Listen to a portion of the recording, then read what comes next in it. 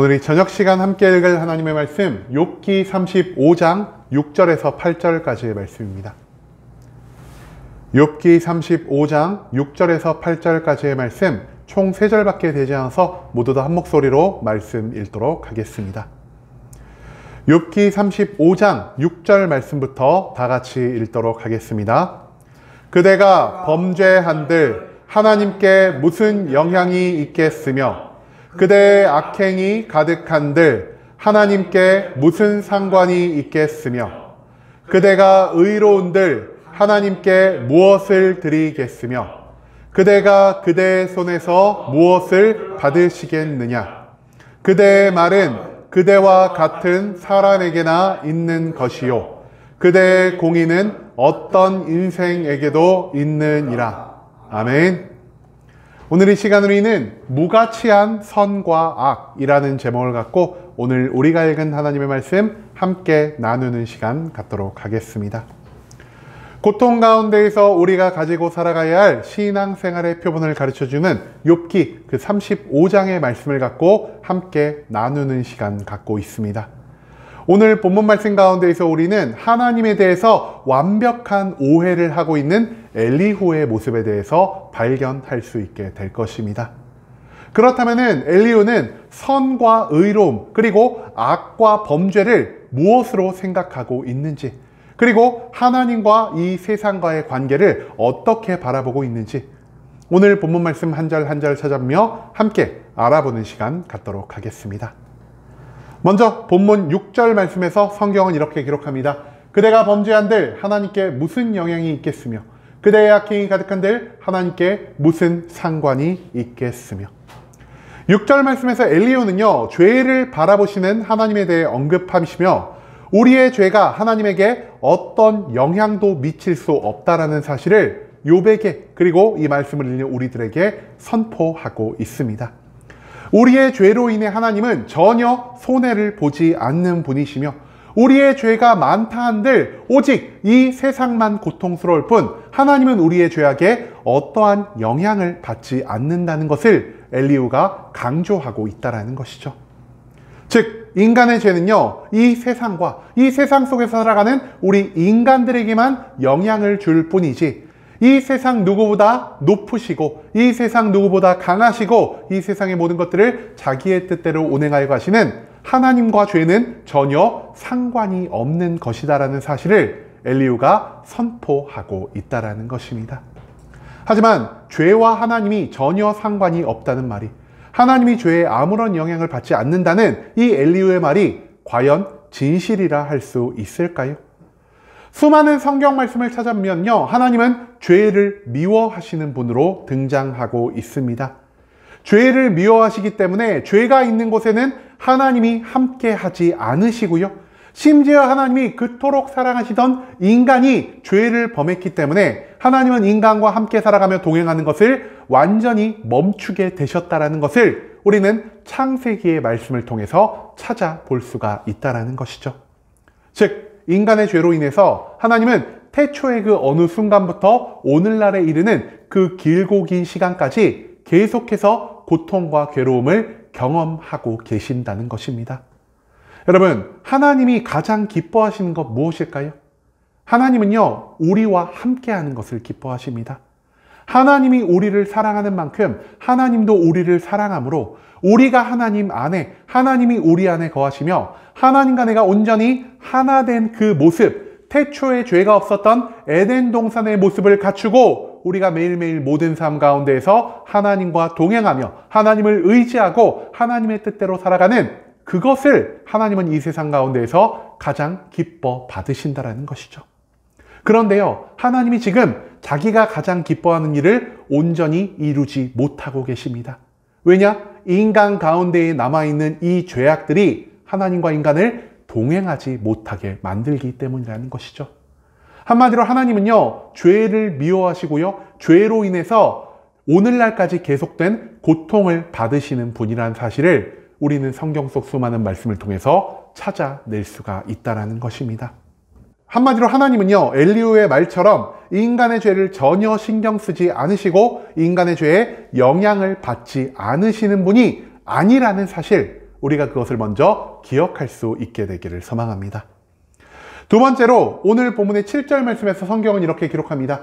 그대가 의로운들 하나님께 무엇을 드리겠으며 그가 그대의 손에 무엇을 받으시겠느냐.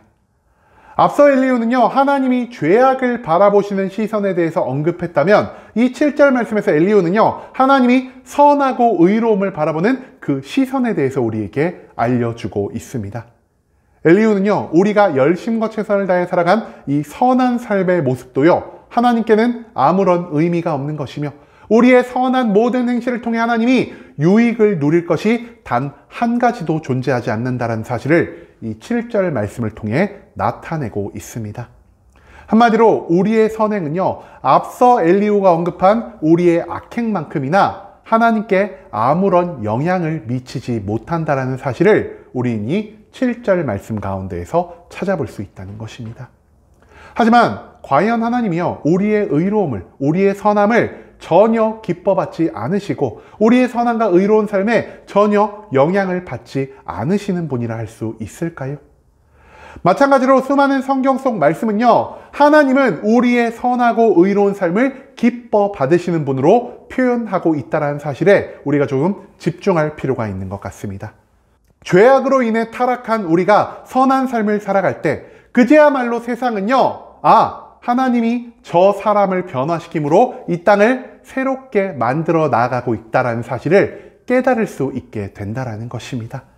즉, 우리의 선하고 의로운 삶이 하나님의 살아계심을 증거할 수 있고요, 우리가 하나님의 성품을 그대로 담은 하나님의 형상에 따라 창조된 존재라는 사실을 이 세상 가운데에서 증거하며 나아갈 수 있는 가장 강력한 방법이 될 수 있다는 사실을 성경 속 수많은 말씀은 우리에게 알려주고 있다는 것입니다.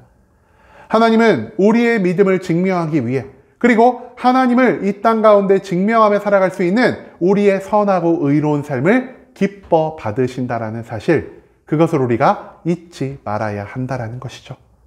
한마디로 엘리후가 이 7절 말씀에서 언급한 것처럼 하나님은 우리의 선하고 의로운 삶을 전혀 신경 쓰지 않는다라는 이 말은 잘못된 지식이라는 사실, 그것을 우리가 또한 잊지 않을 수 있기를 소망합니다. 마지막 본문의 8절 말씀 가운데에서 성경은 이렇게 기록합니다.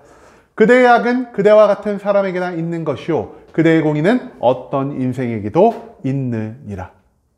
이 8절 말씀에서 엘리후는요, 우리의 죄와 의로움, 그리고 하나님이 우리에게 주시는 축복과 심판을 어떻게 바라보고 있는지에 대해서 우리에게 알려주고 있습니다. 그런데요, 이 8절 말씀을 보면요, 이 8절 말씀이 읽었을 때 바로바로 우리에게 조금 쉽게 이해가 되는 말씀은 아닌 것 같습니다. 그래서 제가 이것을요, 조금 더 쉬운 성경의 말씀, 조금 더 최신에 나온 성경의 말씀을 찾아서 여러분들과 함께 나누고자 하는데요. 욥기 35장 8절의 말씀, 우리가 이 말씀을 이렇게도 이해할 수 있을 것 같습니다.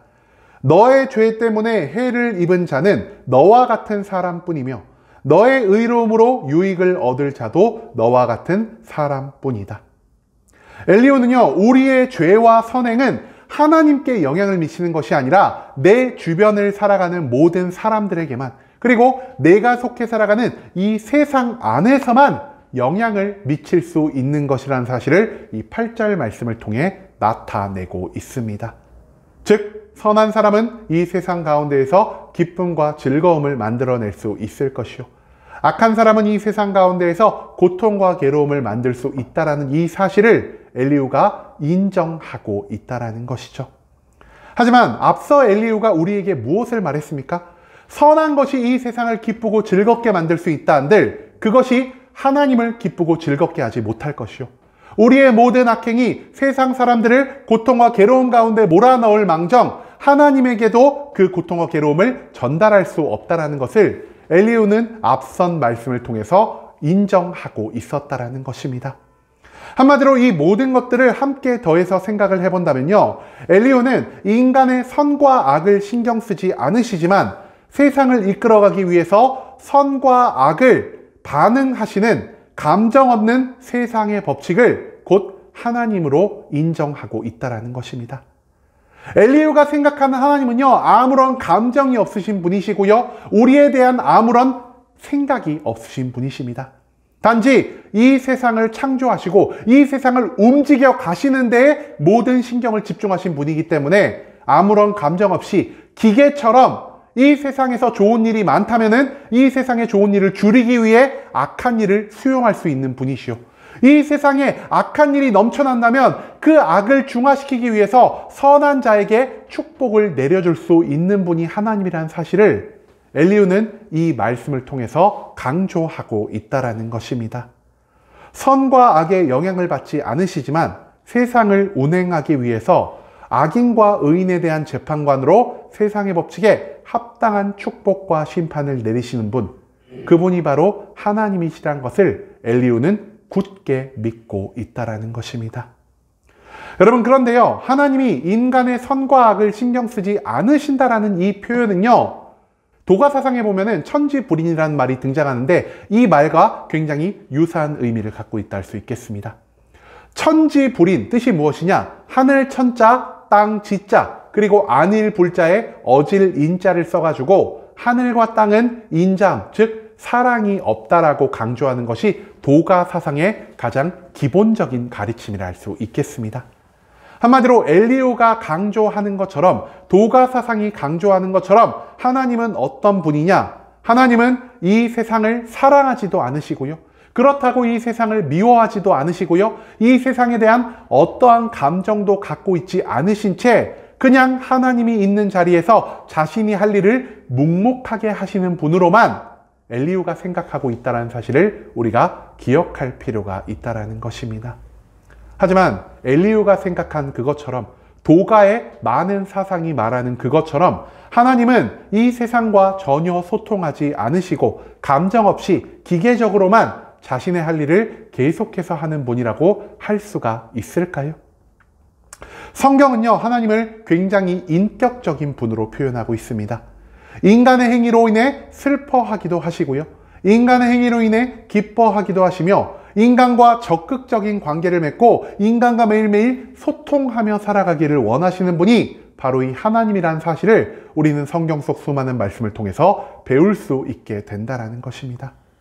하나님이 단순히 권위 있는 인간의 심판자로서 세상과 아무 관계를 맺지 않으시는 분이라면 우리는 하나님의 법칙만을 신경 쓰면서 악인이 많을 때는 우리가 의로운 삶을 살기 위해 노력할 것이요, 의인이 많을 때는 악한 삶을 살아도 신경 쓰지 않아도 되는 것으로 우리가 이 세상을 잘못되이 바라볼 수 있다는 사실을 우리가 또한 생각해 볼 필요가 있다는 것입니다. 여러분, 그런데요, 성경은요, 우리의 신앙생활의 최종 목표를 단순히 선과 악의 균형을 맞추기 위한 것으로 알려주고 있지 않습니다. 우리 신앙생활의 최종 목표가 무엇일까요? 우리 신앙생활의 최종 목표는요, 하나님이 나를 사랑하신 것처럼 나도 하나님을 사랑함으로 하나님과 내가 온전히 하나 되어 매일매일을 함께 살아가는 것. 인간에게 죄가 들어오기 전 태초의 에덴 동산에서 아담과 여자가 누렸던 그러한 삶을 회복해 나아가는 것이 바로 우리들이 하고 있는 신앙생활의 궁극적인 목표라는 사실을 우리가 절대로 잊지 않을 수 있기를 소망합니다.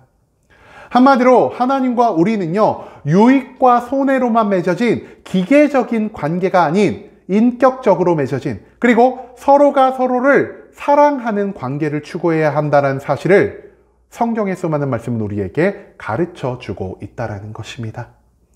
하나님을 인격 없는 법칙이나 지나치게 냉정한 분으로 보는 엘리후와 같은 어리석은 생각을 가지고 있다면 우리가 그 모든 것들을 온전히 내려놓을 수 있기를 원합니다.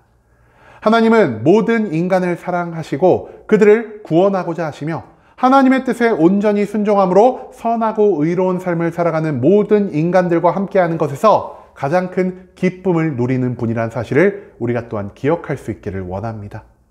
이제는 우리와 인격적인 교류를 원하시는 하나님을 기억하며 우리의 선행이 하나님을 기쁘시게 할 수 있음을 확신하고 매일매일 하나님과 동행하기 위해 하나님의 모든 말씀에 온전히 순종함으로 나아갈 수 있는 순복음 함께하는 교회 모든 성도님들이 될 수 있길 간절한 마음으로 소망하겠습니다.